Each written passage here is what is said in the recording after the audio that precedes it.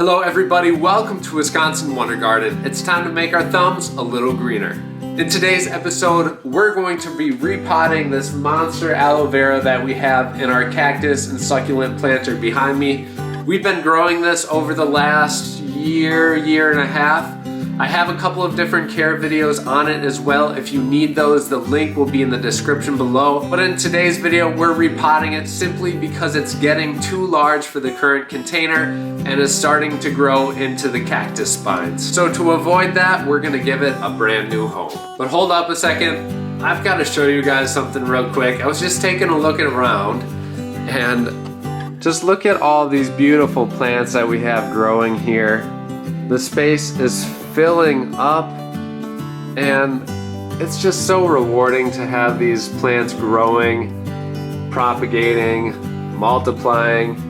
I just love it. We've got that bird's nest fern here, our rattlesnake plant, Epiphyllum guatemalense, Sansevieria aloe, a bunch of jades, our monstera that is growing day by day. I swear you can just see this thing get larger and larger. And then our work in progress, which is a living wall.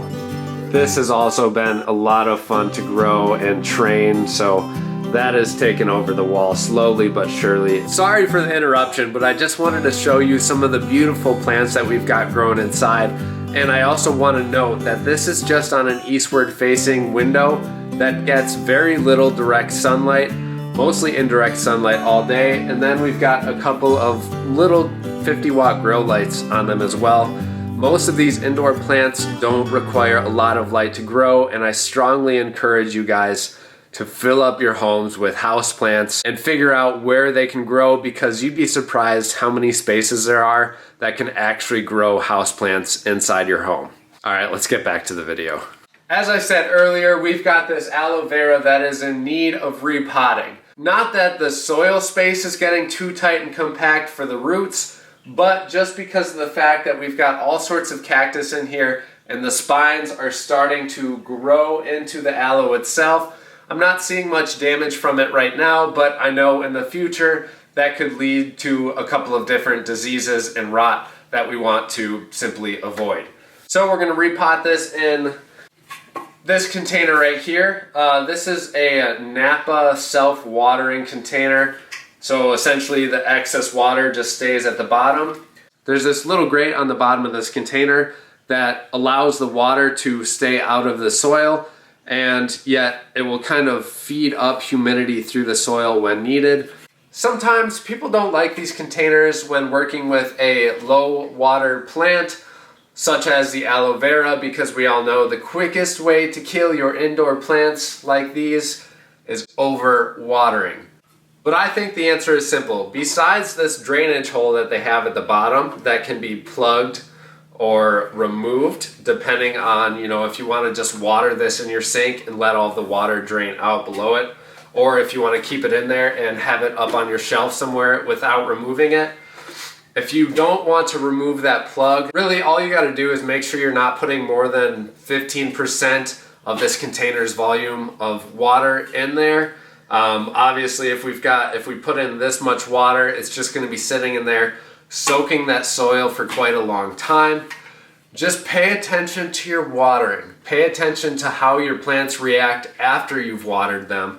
And if you're seeing some extreme signs of stress after watering, most likely you've overwatered and you just want to pull this drainage plug out to help alleviate that stress from the plant. And then the soil that we're going to be using today, I've got some cactus, palm, and citrus potting mix. This is a well-draining mix. I generally recommend stuff like this for your cactus and succulents and aloe vera. But if you don't have this, you can mix in regular soil with some coarse sand. Another good additive to your soil composition will be peat moss. That really helps aid in the drainage of the soil, just making sure that those roots are not sitting in water. And again, we know those roots don't like to sit in water. They'll drown. Looking closely at what we've got going on here, you can see that I'm most likely gonna get a few spines in my hands when working with this one. We've got the cholla cactus all around, and then this unidentified cactus growing on the side here, as well as some prickly pear cactus in the back. So be ready to witness a little bit of pain. Please don't hurt me too bad. I've cared for you for so long. I will have some gloves on, but I don't think it's really going to be avoidable in this case. Ouch. Ow. Ouch. Ow. Ouch. So I've got my gloves on, and then some sort of a baking tool that I found in the drawer. This will work good for getting around the cactus to kind of cut off some of the roots and make it easier to pull out without totally destroying that planter. Wish me luck. So we're just gonna kind of go around this whole thing. Basically cut out a circle around the aloe. Doing more of the same thing, just taking this tool and breaking apart the soil at the base of the aloe.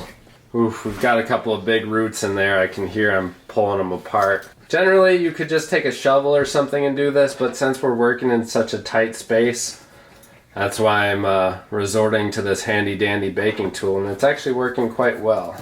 Ouch. Ow. Ouch. Ow. Ouch. This cholla cactus.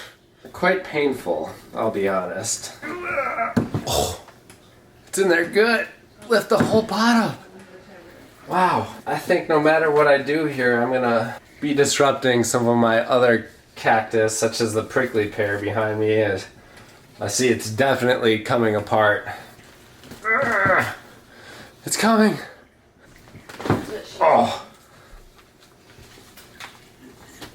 We got it. All right.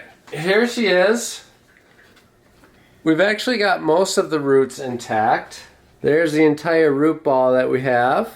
Pretty happy with that. Now, I will end up trimming off some of these longer roots that are more than like 8 inches. And then I'll show you what to do with some of these leaves as well now that we've taken it out. At this point, some of your aloe vera leaves are probably damaged on the bottom from pulling them around. And then especially in our case, because we had all those cactus spines.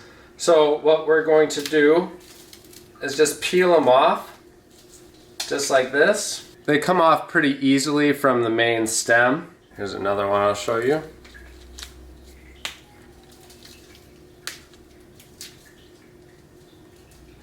Here they just kind of peel right off of there. I've got one more right here. I'll just pull down and sideways, coming off the plant just like that. Of course, you could keep those pieces that you tore off for multiple medicinal purposes, skincare routines, etc. But that's some info that we'll go through in another video. Right now we've got the pot filled about 50% up with soil, and we're just going to dig down some of these longer roots, just stick them down in the soil, and then place the rest of the plant right on top of it. Then we continue by dumping in a bunch of soil around it, working it around the whole pot. At this point, we begin to center the aloe a little bit in that pot, tamping down the soil around it to keep it where we want it to be, bringing it up to the correct level, and then just adding in more soil. Another thing we're using today is an orchid potting mix. This is another well-draining mix full of a lot of organic compounds, kind of like bark and wood chips. That's going to help hold this aloe in its place. Also, I just ran out of the cactus mix, so we're going to have to make do. Voila! There we have our repotted aloe vera sitting in the soil here. One last thing that I'm going to do is just take a mister down to where the leaves are joined together. Just spray out some of this dirt that's in there to help avoid rot and disease. There you go, our aloe vera is all potted up and looking beautiful. At this point, I'm going to water it today just as I normally would, and then carry on with a normal watering schedule from here on out. Thank you guys all so much for watching. Happy gardening, and we'll see you in the next video.